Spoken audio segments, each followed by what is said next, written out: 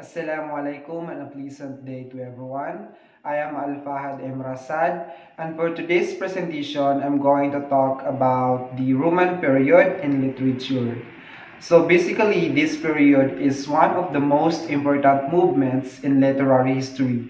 Why? Because it changed the way writers express their ideas and emotions. So instead na mag-focus sila sa logic or rules, writers during this time started to focus more on feelings, imagination, and nature.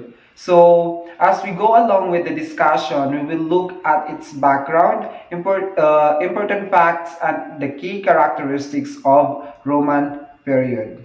So for the introduction, as you can see, Romanticism was a literary movement that started in the late 18th century and continued until the early to mid 19th century. So basically, this movement appeared as a reaction to two major things in history. First is the Enlightenment, which focused heavily on reason and logic. The second one is the Industrial Revolution, where machines and factories started to dominate society. So as you can see, because of these changes, many writers felt that life was becoming too mechanical and too focused on rational thinking. So they wanted to bring back something more human and emotional. That is why romantic literature emphasizes emotion, imagination, nature, and individualism. So instead of focusing on rules and structures, romantic writers during this time focused more on the inner feelings of a person, the beauty of the natural world, and the importance of freedom and creativity. So here's the historical background. As you can see, there are several important events that influenced this movement. So first is the French Revolution in 1789. So meaning to say this event inspired ideas about freedom, equality, and human rights. So because of this, many writers started to believe that individuals should have freedom and expressing themselves. So the second is the Industrial Revolution. Again, during this time, the industries and factories rapidly increased. So many people moved from rural areas to cities, which caused urbanization. However, this also led to environmental damage and social problems. So because of this situation, many romantic writers looked back to the nature as something pure and beautiful. And another factor is reaction against neoclassicism. Dati kasi, the new classical literature focused on logic, order, and strict rules in writing. But romantic writers believe that literature should not be limited by rules, so instead, it should express emotions, creativity, and imagination. Now let's look at some important facts about the Romantic period. No, so first, this period is often called the Age of Revolutions. This is because many political and social revolutions happened during this time. Another important fact, is that poetry became very popular, and poets started using the language of ordinary people. And so instead of using very formal or complicated words, they preferred simple language that common people could understand. No? So there were also two generations of Roman poets. The first generation includes William Wordsworth and Samuel Taylor Coleridge. They helped start the Romantic movement in English literature. Then we have the second generation, which includes Lord Byron, Percy Shelley, and John Keats. This poet continued the movement and added their own ideas and style. And of course, the another interesting is that Romantic writers admired the Middle Ages as well as myths and supernatural elements. That is why many Romantic works include mysterious settings, legends, and imaginative themes. So here are the key characteristics of Romantic period. The first characteristic is emotion over reason. So ibig sabihin, romantic writers believe that feelings are more important than pure logic. So intense emotions like love, sadness, or even melancholy are commonly shown in their works. The second is nature. Nature is very important in romantic literature because writers often describe nature as something beautiful, powerful, and inspiring. So for them, nature is not just a background, but also almost like a teacher or guide for humans. And the third is imagination because the Romantic writers valued creativity and imagination more than rational thinking. So their works often include vivid images, dreams, and creative ideas. And fourth is individualism. This means the focus on the individual person, especially the inner thoughts and emotions of a character. Sometimes they also present the idea of a heroic individual who follows his or her own path.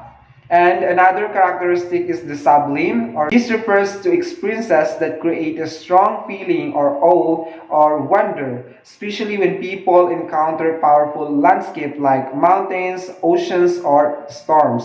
And lastly, we have the supernatural and exhausting, from the word itself, supernatural, meaning the Romantic writers were also interested in mystery, gothic elements, and foreign places. That's why their works sometimes include supernatural events or unusual settings. Next, we have the themes. The first theme, as you can see, is nature and pastoral life. So, this means Romantic writers really love nature. They often glorify the countryside, meaning they describe rural life as peaceful, beautiful, and simple. At the same time, they often criticize cities because cities during that time were becoming crowded and polluted due to industrialization. So parang dati, writers prefer the quiet life in nature rather than the stressful in life or stressful life in urban areas, no? And the second theme is supernatural and exhausted elements or exotic elements. So romantic literature often includes dreams, mysteries, and supernatural experiences because writers were fascinated with things that are mysterious or beyond normal human understanding, like ghosts, visions, or strange events. And so, probably you will notice that some romantic works feel a little gothic or mysterious. And of course, the third theme is individualism and rebellion. Romantic writers believe strongly in personal freedom and the power of the individual. They often created characters who challenge society's rules. One example is the Baronic hero, a type of character who is usually independent, emotional, and sometimes rebellious against society. And the last theme is common man and medievalism, because writers also give attention to ordinary people like villagers, farmers, and children. They believe that experiences of common people are meaningful and worth writing about. And aside from that, they were also fascinated with the medieval ages, including old ruins, legends, and historical stories.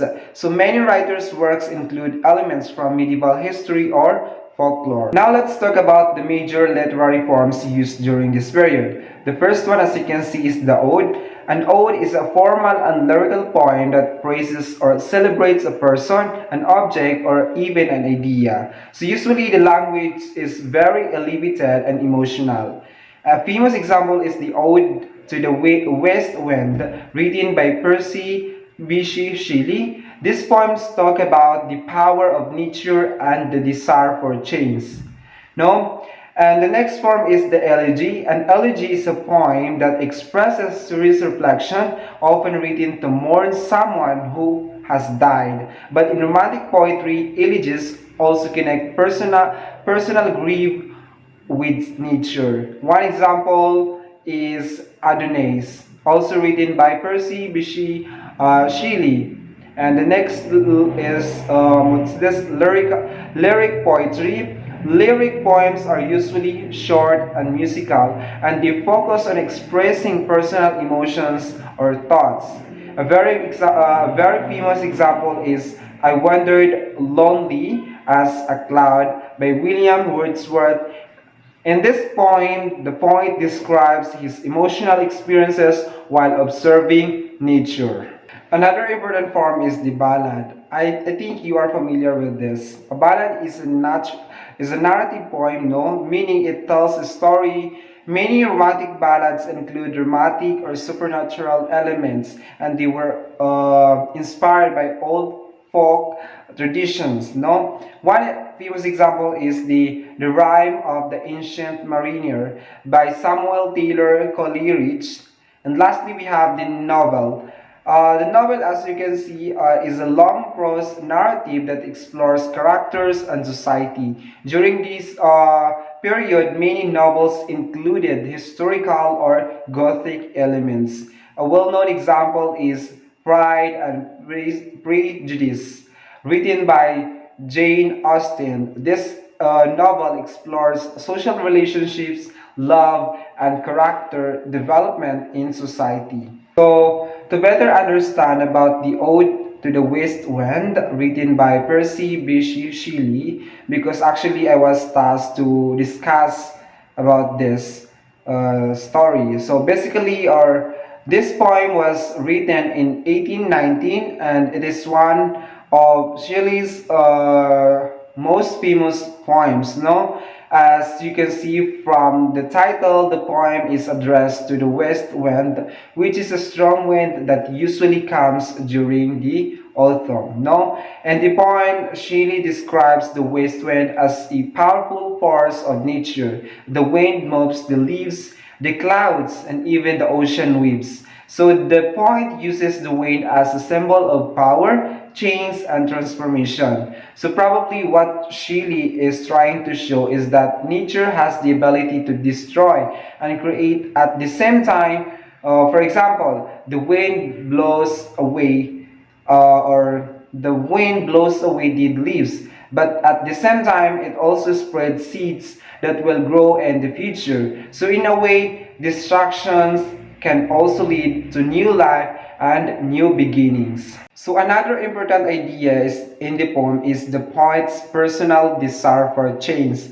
Shelley wishes that the west wind could carry his thoughts and ideas across the world, just like how the wind spreads leaves and seeds. So parang he is hoping that his words can inspire people and bring social or intellectual change. And then at the end of the poem, Shelley asks a very famous question. If winter comes, can spring be far behind? So basically, this line suggests that after difficult times, something better will eventually come.